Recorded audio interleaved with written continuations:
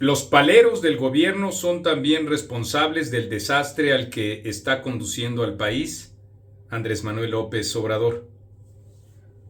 Ahora es en el norte del país, y no me refiero ya a Ciudad Juárez, sino a Tijuana, Tecate y Ensenada, allá en Baja California, en donde una vez más vemos los mexicanos las imágenes de la violencia incontenible y simultáneamente del discurso permanente del presidente de la República, que nada hace para procurar modificar esta realidad, más aún la está alentando.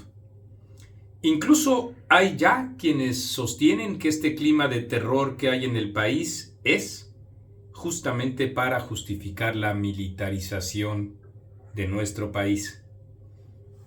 Y decía al principio que los paleros del gobierno son responsables de ello, sí, porque con las dádivas que reciben son capaces, como lo han estado siendo, de cerrar los ojos y no decir absolutamente nada de esta violencia generalizada que hiere permanentemente a los mexicanos.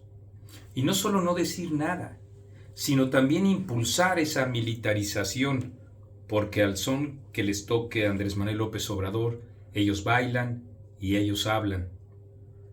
Antes decían estar en contra de la militarización y ahora la promueven, como Jesús Ramírez Cuevas, como Genaro Villamil, como el famoso Monero Hernández y tantos otros personeros del gobierno federal. ¿Qué decir, por ejemplo, de la senadora Citlali Hernández? Ahora, todos ellos y más son promotores de la propia militarización, y no se me escapa, desde luego, señalar a Epigmenio Ibarra como una de las excrescencias mayores de este gobierno que ejemplifica lo que acabo de decir. Y así día con día, generándose este contexto de terror, la pequeña y cada vez más desgastada maquinaria del gobierno trata justamente de engañar y también, claro, de intimidar a quienes, como en etcétera, advertimos justamente de este tipo de operaciones propagandísticas. Y señalamos, como lo hicimos antes y lo hacemos ahora, nuestra definición en contra de la militarización del país. Ese es lo que nosotros decimos. Se trata de una postura consistente. Pero por todos lados ustedes pueden ver esta maquinaria desgastada. También, y junto con esta estela de terror que hay en el país, hemos conocido la excelente decisión del Instituto Nacional Electoral para reclamar y para ordenar a Laida Sansores el retiro de las publicaciones que incorporan unas supuestas imágenes íntimas de legisladoras del PRI. ¿Y qué dijeron las paleras del gobierno federal frente a esta agresión de Laida Sansores en contra de las mujeres, independientemente del partido en el que ellas militen e independientemente de la existencia o no de esas imágenes? Se quedaron calladas. Estoy hablando de Viri Ríos.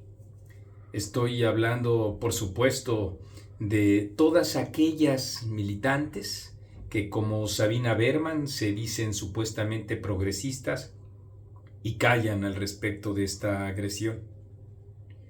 Sí, y en cambio celebran ese ridículo que con cargo al erario hizo la propia gobernadora de Campeche a propósito de su informe de gobierno.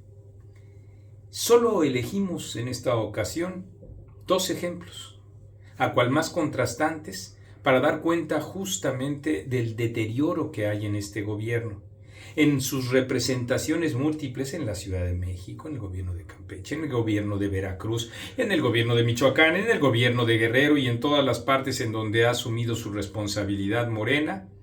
Lo que ha ocurrido con el país es una desgracia y, sin embargo, esta pequeña maquinaria trata de engañar diciendo como Federico Arreola que el presidente de la República es el hombre más democrático, y así generando nombres que pudiéramos decir nosotros son importantes señalarlos, porque la historia, en verdad, los va a condenar.